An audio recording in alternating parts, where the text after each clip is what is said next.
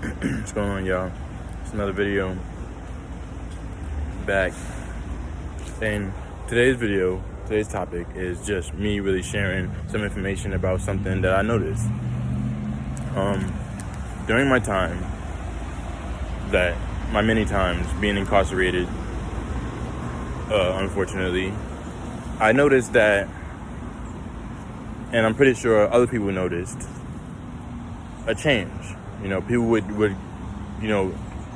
during this time being locked up, people would have certain changes. And excuse the noise if you hear it in the background. That's my daughter jumping on a trampoline. But yeah, so everyone notices while they're locked up, there's a change. They come out, they feel a little different. Then they get used to being home, and it's like back to the old same habits again.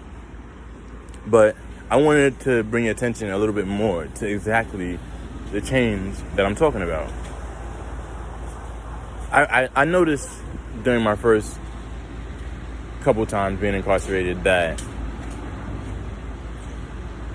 halfway through, my sentence or whatever, I would start to feel different when I would do things. Like, for instance, I would be like just in my cell, folding my clothes, and I would just the fact of being able to be in my own cell and fold my clothes, I was really appreciative of those little things.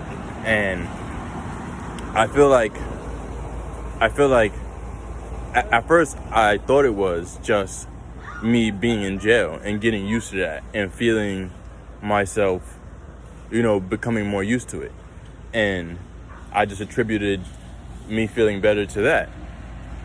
And eventually, after extensive studying to, spiritual awakenings and, the teachings of our ancient sages and stuff, I started to learn about what mindfulness was. And what I realized was that when people are locked up, when you're first there, you kind of cause yourself a lot of emotional pain by wanting to be home or wanting to be free. And one way that people, they overcome that feeling of wanting to be free and wanting to be home is by you have to let go of your brain going there, like going home. Like you can't keep going home mentally, because you torture yourself when you do that. And when you begin to be able to stop going home mentally, that's actually when you become more present and more mindful. You have to get out of your head and be here in the moment, because you're actually alone. You're not around all the distractions of being free.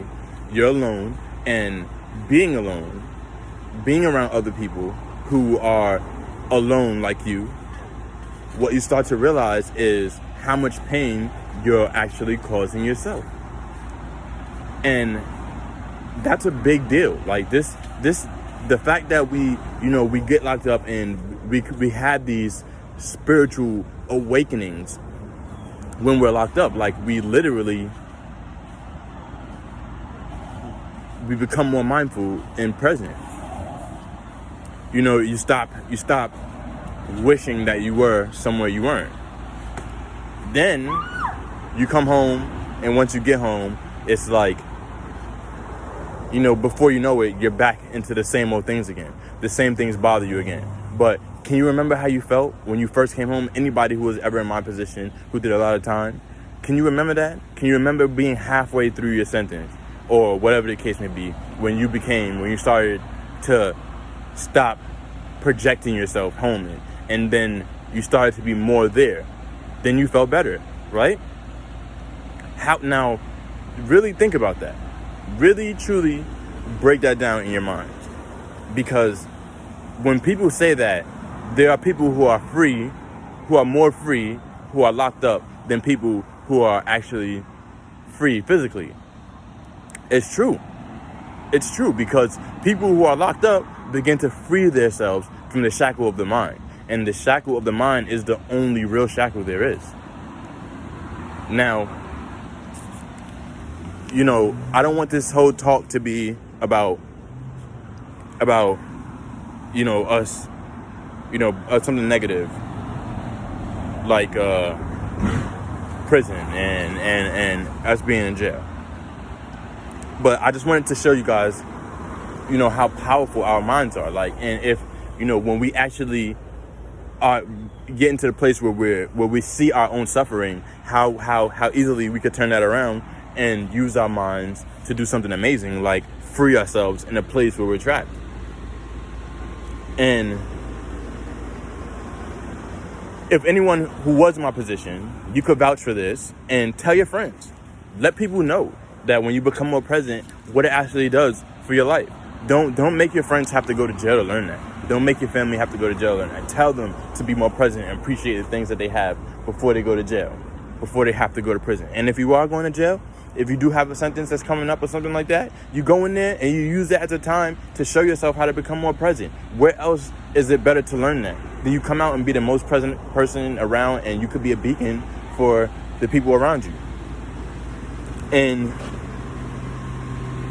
what I wanted to say is, anyone who has ever been in that position, you notice that when you go in there, all the things that you liked when you were a kid, it starts to come back. Like, anybody who used to draw when they were a kid, they get in jail, and it's like, when they start to be more present, and next thing you know, they're drawing again. They're getting back into art, or whatever it is. And, this is proof that we all have certain gifts inside of us that, we neglect these things because the way the world is set up is not a way that nurtures our gifts. So, like, you grow up and you have certain things that you like, but then you have the environment around you that says, oh yeah, well, if you want to be successful, you could go to school and try to become this, and if you do this successfully, you have a chance to become this, so you could do that. They don't say, like, oh, what do you like to do?